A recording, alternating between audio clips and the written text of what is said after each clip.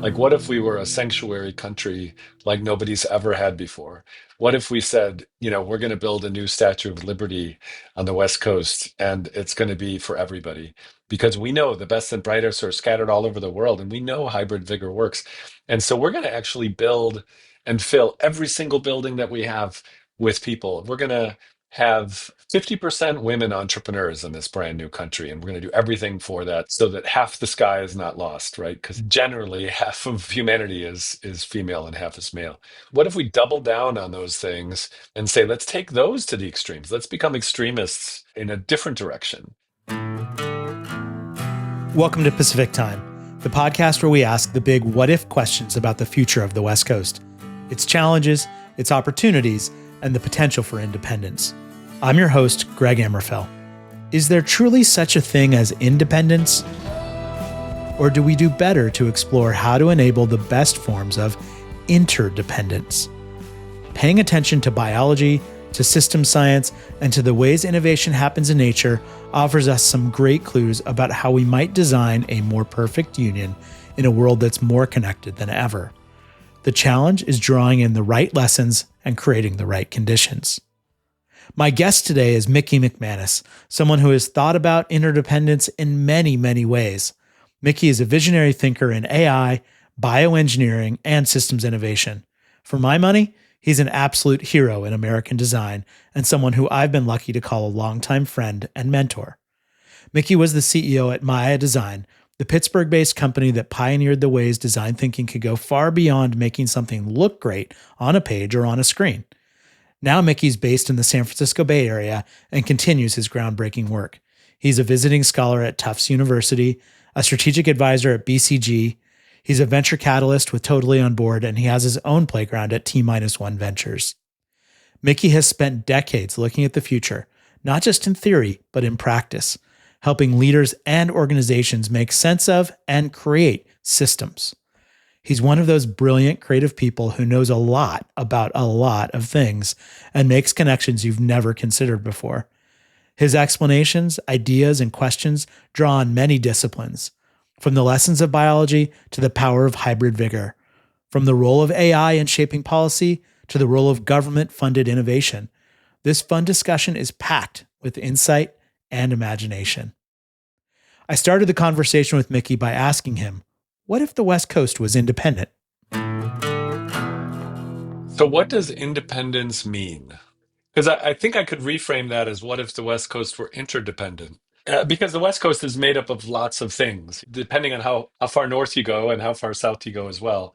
There's no reason that what we have experimented on in terms of nation states or organizing principles for large amounts of people is fixed.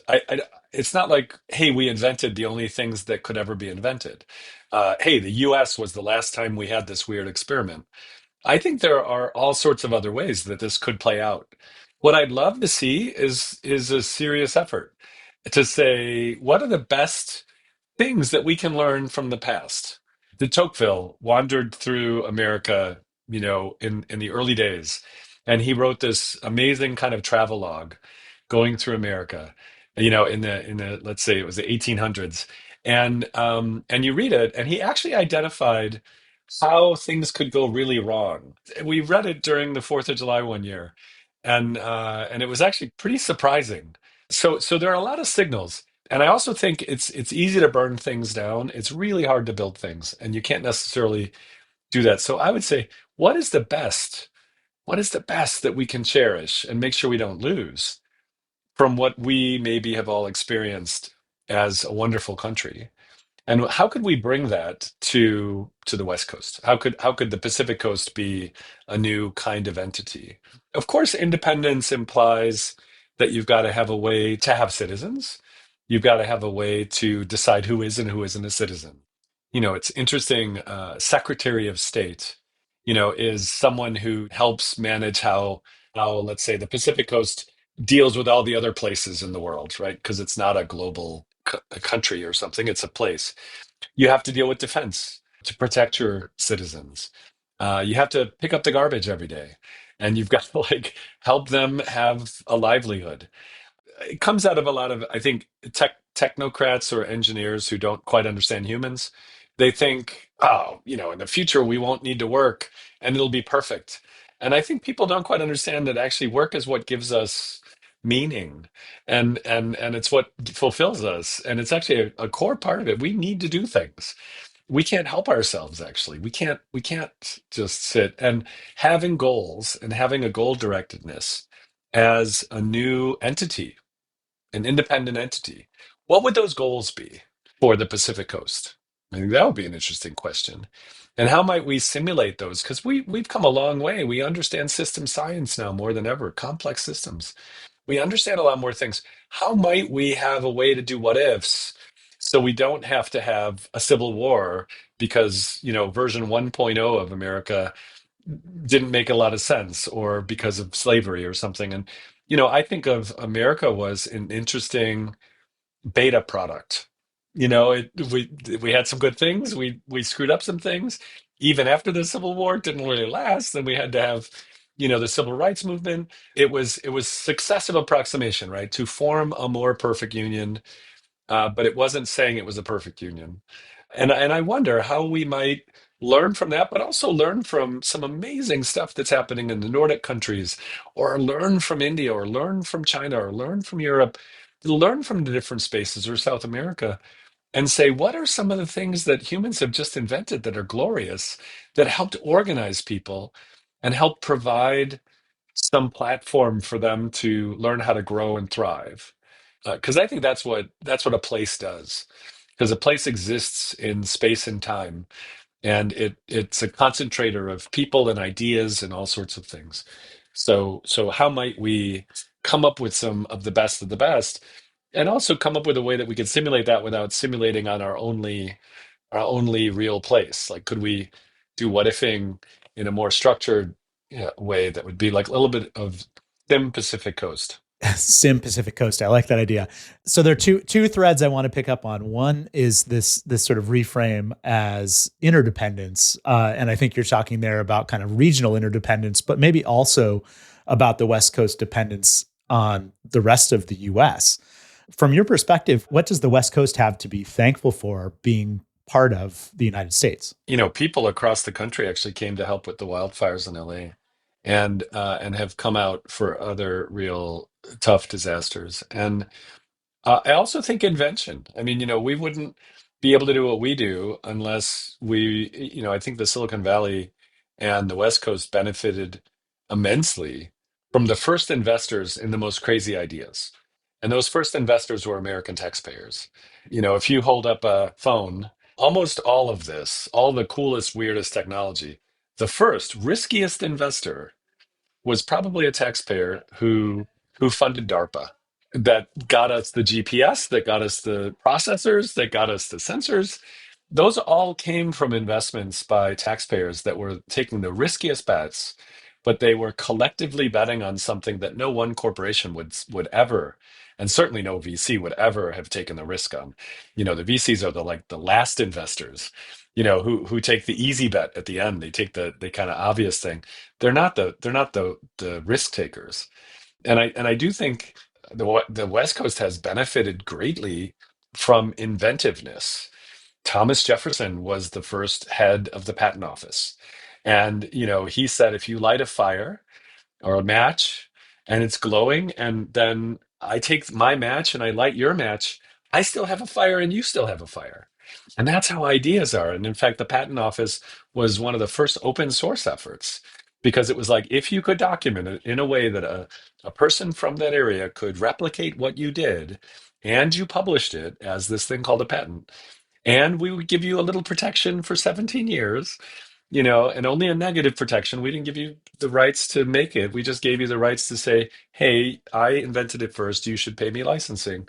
It will go into the commons. And, Ben Franklin ran this amazing program around inventions and inventing. And we saw that coming out of Philadelphia. And then we had inventions across the country that have changed everyone's lives. So I mean, I think we are indebted to that, and also the great migration of just people that bring what's called hybrid vigor. In biology, you see that any species that becomes a monoculture and is super insulated. When things change, they die. The whole species dies because they're a monoculture, because they don't have hybrid vigor. And the glory, I think, of America when it has worked well, and I think we've all benefited from, is that it is real hybrid vigor. You get the wildest combinations of people in your own family, and new people coming in, and we have welcomed, people for a long time, and I hope we don't lose that. I wanted to flip that question around and perhaps you could put a lens on it through the events we're reading about day to day. How is all of what you just described in this great inheritance that the West Coast has from being part of the US, how is that under threat right now? I don't know if I want to get into the gritty day-to-day stuff. I think there is a lot of venal, selfish freeloading going on right now. They're telling us a good story about cutting corruption and waste and things, but managing a family or managing a company is very different than managing a country. And someone has to be confident enough in the future that they place bets that are longer term bets. And I think what we're doing at this very moment is we're sort of capitalizing on 40 or 50 years of amazing bets. And we're saying, never mind, we don't need that anymore. And you're right, probably for a little while, you don't. But then things are going to get creakier and creakier, and infrastructure is going to fall apart, and cultural infrastructure, social infrastructure is probably going to go first. Just because of, Stuart Brand had that concept of pace layering, fashion is at the very top, and then you have, commerce, and then you have infrastructure, and then you have culture, and those pace layers move at different rates. And I think we've invested a lot, even investing in artists and saying art matters. Marshall McLuhan, when the rise of television was happening, he was a media theorist, and he coined the idea the medium is the message. And there was a follow on to that that was called The Medium is the Massage because somebody misunderstood him. But he actually said, actually, I like that. And they published another book called The Medium is the Massage. And the notion was, the media is so powerful. The medium, in this case, television back then, is so powerful that it's kind of like the thief who arrives at night with a giant porterhouse steak and gives it to the guard dog so they can rob your house. And that's what, like, television was so seductive, that it kind of had this impact. And the good news is Congress passed something that led to the Corporation for Public Broadcasting and that led to PBS and things like that, which was about cross-cutting, not for corporate demands and needs and short-term, profiteering, but cross-cutting about literacy, about this new medium. And I think that informs me quite a lot, which is we have to pay attention to what's happening right now in the context of the medium and the media that we're living within. But another thing he said that I always remember is he said artists are the distant early warning signals for culture. So now this is during the Cold War. It was the 50s. Do you know what the distant early warning stations were? I don't. So they were called the dew line. And the dew line was the distant early warning line that was put along Alaska and along the north, that had radar dishes and things to see if Russia was sending nuclear bombs across. And they were the distant early warning signal so that we would be prepared for a hot war if the Cold War heated up. And he said artists are the distant early warning signals of culture. And I thought that was really interesting because, artists are not doing something for the man. They're not doing something for corporate greed. They're doing something as their own reflection on whatever they're experiencing in the moment, on whatever their journey themselves is. And that richness that we have supported artists, Hmm. that we don't demand every single artist be a struggling artist. We don't demand the struggle. We actually have a National Endowment of the Arts. We have, we encourage these things. That's foundational to our culture, but not obvious because it's social infrastructure. And so I think we could throw a lot of it out tomorrow, and a lot of it is being thrown out at the American level. But I think beware, because that means you're losing a chance to discover what's really happening, and you're losing a chance that enriches us in ways that other things don't. And I think it's part of a rich culture. I mean, I'm not surprised to hear you talking about DARPA, and I'm sure you would add to that NIH is another funder of very direct kind of scientific innovation. But it's so interesting to hear you add into it the National Endowment of the Arts and public broadcasting as part of the inheritance about creating a creative, innovative culture. So let's talk about that, Mickey. Again, take the premise that the West Coast wants to be and should be independent. How would you define an innovation economy for that West Coast that builds on that American inheritance and does better? Yeah. Well, I'm always kind of curious about almost the holographic approach. How do you have almost fractal or holographic layers of these things? So I don't know if I'd want a Secretary of State, but I might want a Secretary of States. Like sort of what's my mindset today? Do I feel like I want to hide away or do I feel creative? And I almost wonder if we invert some of the things that we think about today in terms of how do we help more people in the Pacific Coast find that moment, in the Spanish language, there's a word called duende. And duende is like when you're dancing and you suddenly have this flourish and there's this it's almost like you're touched by a spirit and you are just doing things. And if you're ever making something or if you're innovating or you're helping to build something, there are these moments when you have invited duende in, and it doesn't happen. It feels like you're slogging through.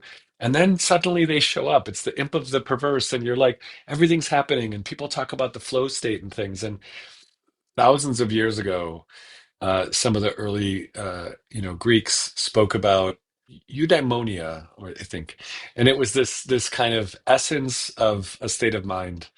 And I wonder, could the West Coast be that? Could it capture that, and could it help that? Now, should it be states? Would there be states in the Pacific Coast? Should it be cities? Because cities are incredibly powerful. And if you look at, there's a wonderful book called the History of Future Cities, and it looks at four different cities that were totally artificially made as future cities. And it follows up over decades of how they actually turned out. And there's some glorious things that happen because cities are these kind of, they're big enough to matter. You've got to collect the garbage. You've got to do it. People really live there. They have real communities, but they're small enough that you could know everybody. I was just talking to somebody from Phoenix, and they're like, "It's a big city, but you need to know like 8 people, and you know how to get stuff done in the city, and so it's really interesting. And if you look over the ebb and flow of nation states and nations and things like that, there are some cities that you can find that have been around for thousands of years, and they're still around. So I wonder, should it be more of a network of cities, and that becomes the new unit, of innovation and the new unit of things. And then it's about sort of the ebb and flow between them, and what are the ways that we can use the region we're in to have its definitive space, whatever its kind of path dependency was, so that we can double down on those and we don't try to replicate the same innovation district in every single place or something, but we say, actually, no, this is uniquely shaped. One last point on this is that I've spent a lot of time exploring what's called embodied cognition or embodied intelligence. And the next wave of AI is actually going to be about embodied intelligence. We're dabbling with large language models and agents, and that's all fine, but that's not really going to get us to where the next wave is. And the next wave is what we find in cells, and it's what we find in cephalopods, and it's what we find in crowds, and it's what we find in communities. And it is embodied intelligence. The embodiment matters. So I also say if it's going to be the Pacific Coast, how do we have a deeply embodied intelligence? How do we actually take advantage of that location? Because place matters. What do you mean by embodied intelligence? There's just wild things going on here around something called morphogenesis. You'll have to get another guest to speak about this. But if you look at an embryo, is it one embryo? Actually, no, it's a whole bunch of cells. And all the cells are kind of trying to collaborate and convince themselves to all make one being. But if you took like a frog embryo and you took a little knife and you just sliced a few slices, like little scratches, you could even use a pin and scratch. You scratched it, you get 6 frogs. So it's not that there's one embryo there. There's actually the potentiality for many. And so the cells all have to recruit each other through electrical patterns, through chemical patterns, through their proximity, their embodied proximity. When there's only one cell and it splits and becomes two cells, that cell next to it is sending different chemical signals than the cell got by itself. And then it becomes four, and then it becomes eight, and then it becomes you, right? And some of those cells agree that they should become a toe. And some of those cells agree that they should become a brain. But there's actually some wild stuff that we're discovering in biology that cells actually, all the way up to humans, all the way up to societies, have a huge amount of goal-directed potentiality. I'll give you a very simple example. You could take a tadpole. I'll just stay on the frog thing. You could take a tadpole, and if you look at it through an electrical phosphorescence, and you'll actually see these two little glows of electricity, and you can detect certain kind of chemicals. And a little while later, eyes show up on the tadpole. So something knows where the eye should go.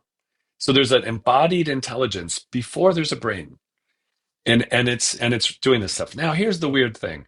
If you take that electrical signal and you replicate that signal in its tail, and you put a little bit of the chemical signals, the cells in the tail, these are not special pluripotent stem cells, they're not whatever. The cells in the tail grow an eye because they all get recruited into the same collective idea of this embodiment, and they all collaborate and decide, let's create an eye. They create an eye and they grow neurons to connect to the spinal cord, and the eye works. So we have this belief, and that's not any genetic modification. It's this collectivism. And so there are deep patterns in this. And in fact, at the higher level communities, Eleanor Ostrom won a Nobel Prize in 2008. She studied lobster fisheries in the Northeast. She studied collectives in, Holland for growing flowers and stuff.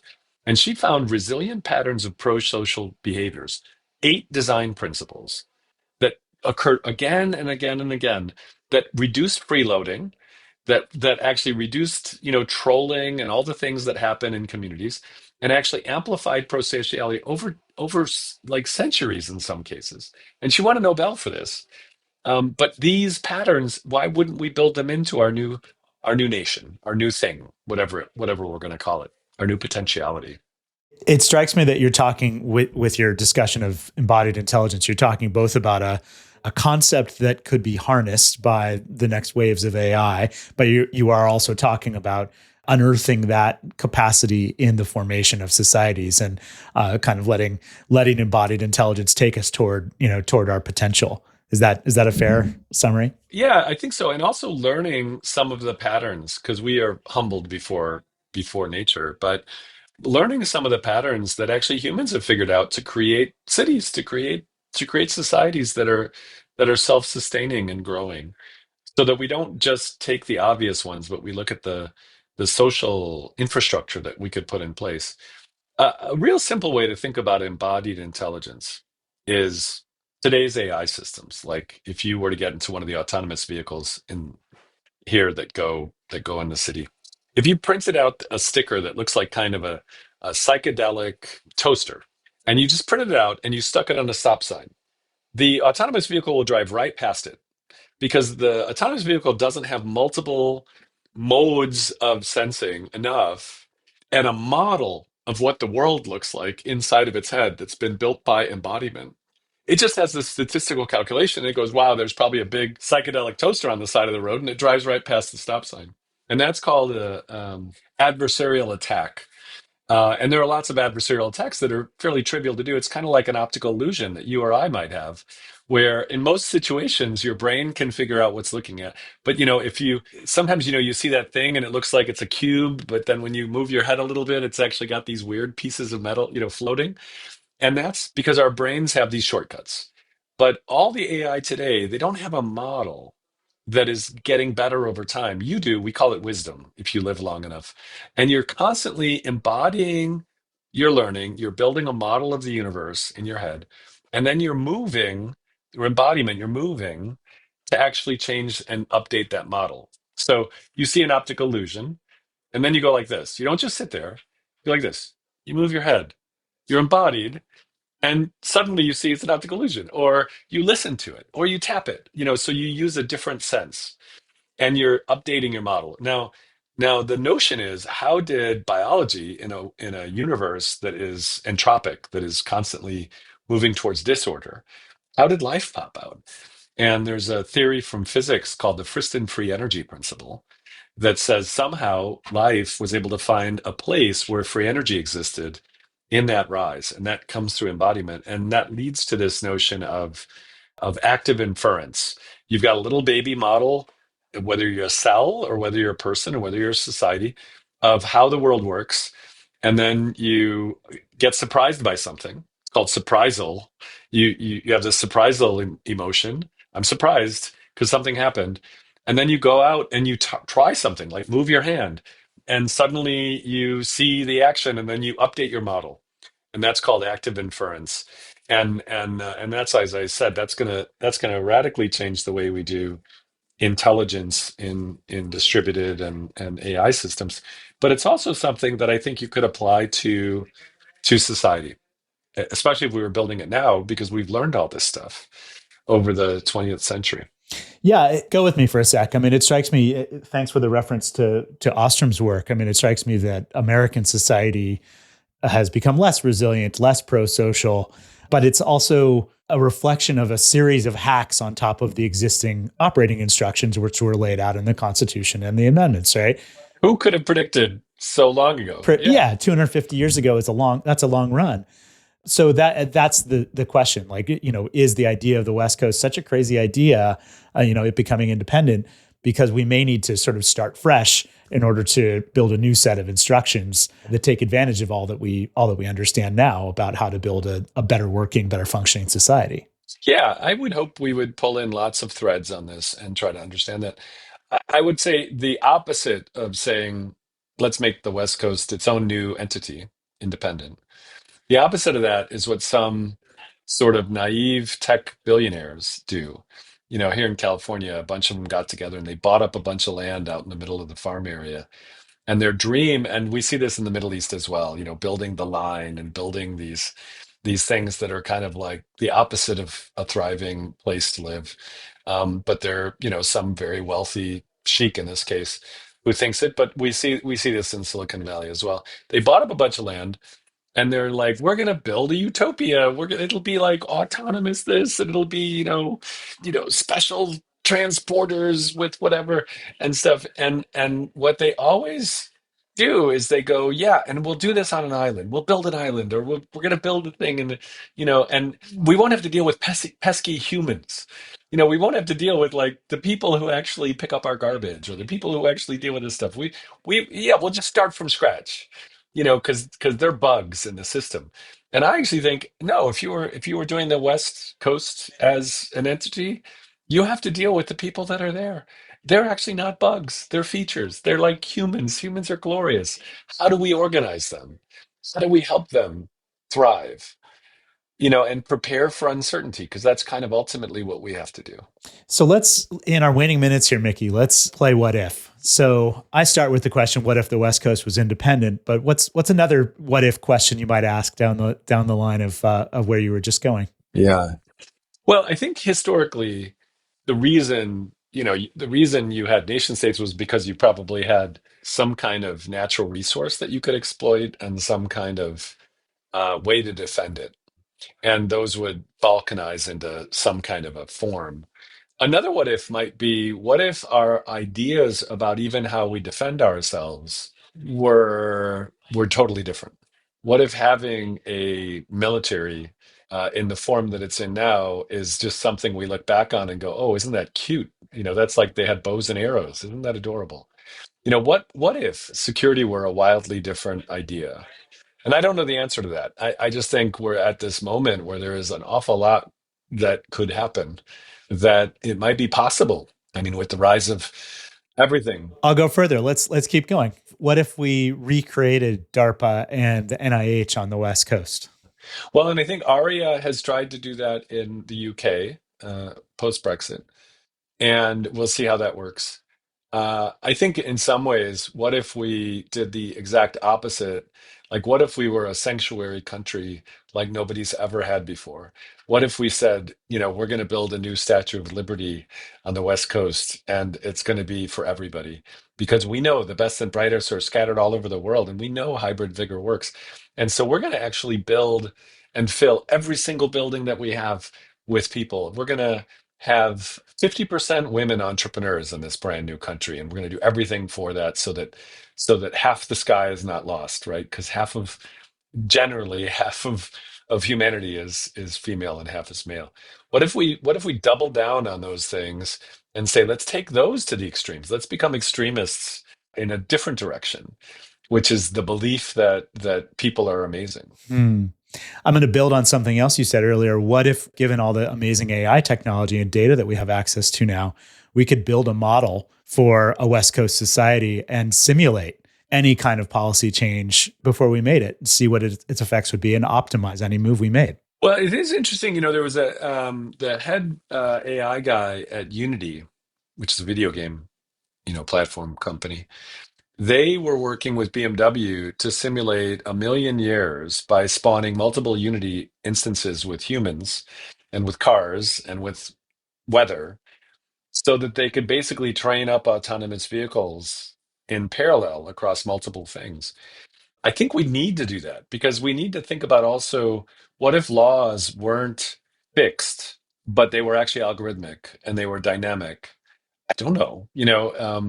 I think that those are the kinds of things that you need a simulation tool with agent-based simulation, and you'd have to have the AI and you'd have to have all this stuff, but you'd also have to have good symbolic modeling of the nouns and the verbs and the ways they work, so that we end up with a real, active inference model that gets better the same way cells do. Because right now, we're not writing our government even as good as the way cells work in our body. And I think we could, because there's actually a deeper, weirder story about simulation. But the whole point is, it's not a good idea to do radical experiments on non-redundant systems.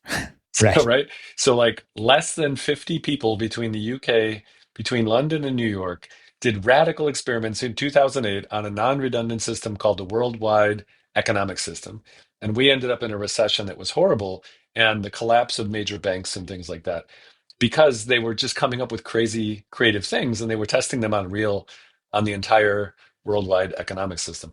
So it's better to say, if it's a one-way door, we better do lots of tests before we walk through that door.